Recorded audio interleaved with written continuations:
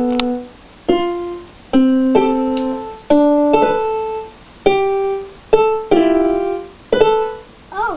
hi.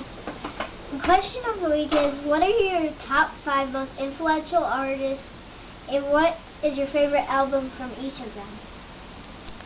Alright, I'm Dave. I am the co-owner, co-founder, co-conspirator, the co-co of Rydish Records, and I am also the multi-functioning moron in multiple projects. Just gonna sit here, play my first act guitar that I got from a retard at the Walmart.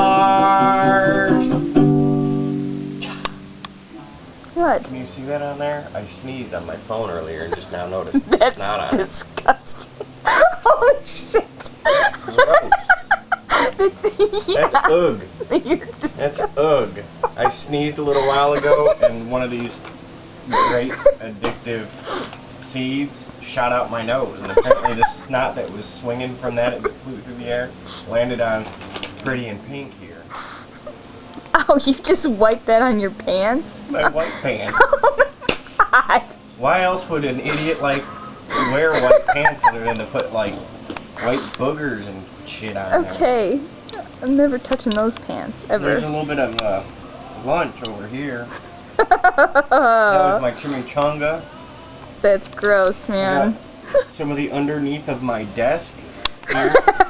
Wait. Which, the underneath of your desk, that could be anything. Yeah, you don't know what's under That your could be desk. last week's bubble gum, or a booger, or semen. Oh. You know, like when you're sitting there at work and you're just kind of... Is that what you do at work all day? Yep. Hi, my name's Dave. I'm half of... Don't laugh in the background, it ruins the track. Sorry, shut up, go. Hi. Hey, Rush. My top 5. Carl! That's in my top 5 right there. What the hell is that? My nice loud cell phone. Hi. I'm Dave, one half of Rydish Records, and member of multiple musical outlets such as Jesus Fucking Christ and the Goddammits, the Honky Punks, the Surf Swirlies, other bands that start with the, and some that don't. Look on the internet webpage and you can see the whole long list of things that I like to associate with. Upcoming projects such as Attica with my BFF, Candace. My top 5 artists and albums from those artists, like most influential in my life, not necessarily the greatest thing, like when you look at it in an influential kind of standpoint, I'd have to say I'd start off with The Germs and Darby Crash, and since they had such a short-lived existence, I'd say just anything they did would really work, which is cheating, but this is my list, so fuck you. Another one on that list would be Elvis Costello, and the album Brutal Youth in particular, because there is not a single flaw within that album. It's one of the most amazingly produced albums of all time.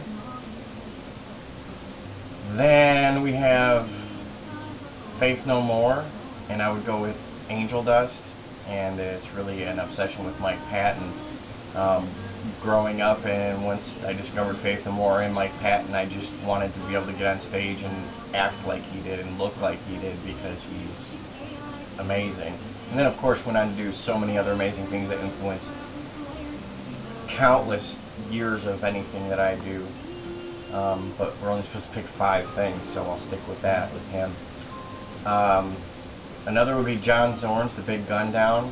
Gave me a great appreciation for very non-traditional experimental music, but also being able to hear it come together in a musical way that wasn't complete nonsense, even though it was, but it wasn't.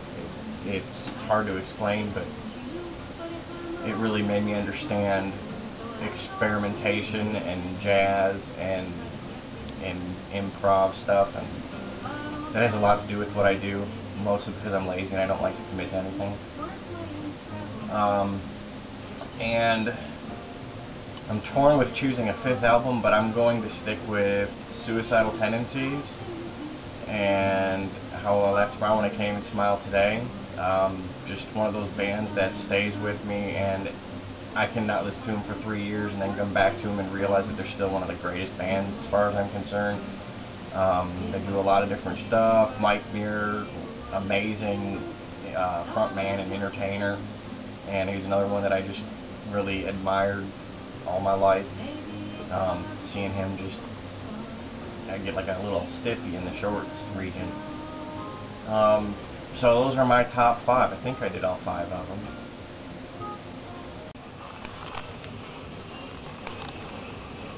No peeking. Why Mike Patton? Because he's like a mad scientist of music.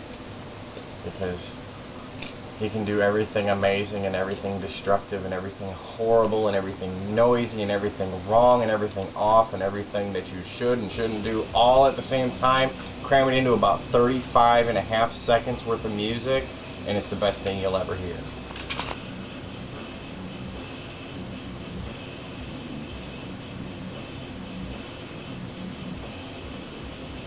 I'm texting with my BFF right now.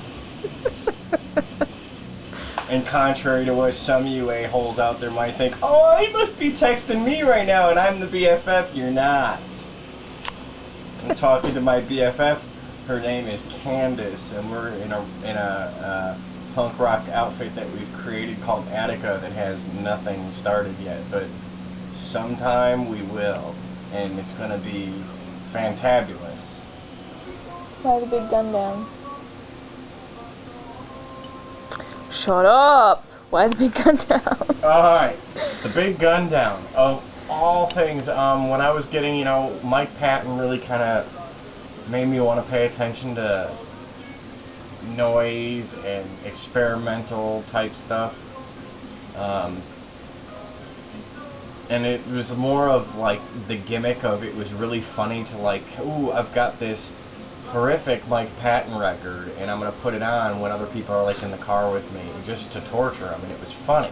But I didn't quite understand the music. And then of course from Mike Patton you know, you get into John Zorn, because even, you know, John Zorn produced the first Mr. Bungle record, which is freaking amazing. So you know, you start getting John Zorn records and it's like, well, this is really uncomfortable to listen to, really different, you know, at least for me, and it was weird and noisy and sonically just like trying to like burrow through your head. You know, the things that a guy does with a saxophone should be illegal. But it's amazing in and of itself, but I didn't realize how amazing it was or how much structure actually was put into it until I picked up a copy of The Big Gun Down, which really had a balance between all the nonsense and all the craziness and all the experimentation and all the noise, and it had a balance of real structure at the same time. It's a movie soundtrack, so obviously it had to have something that kind of tethered it together. So I kind of understood it. I was able to follow that better and then go back and listen to other noisier, less strung together albums and understand how they did it and why they did it. And from there I just took off with that obsession of style of music. Good answer, Dave. Please see the other answers.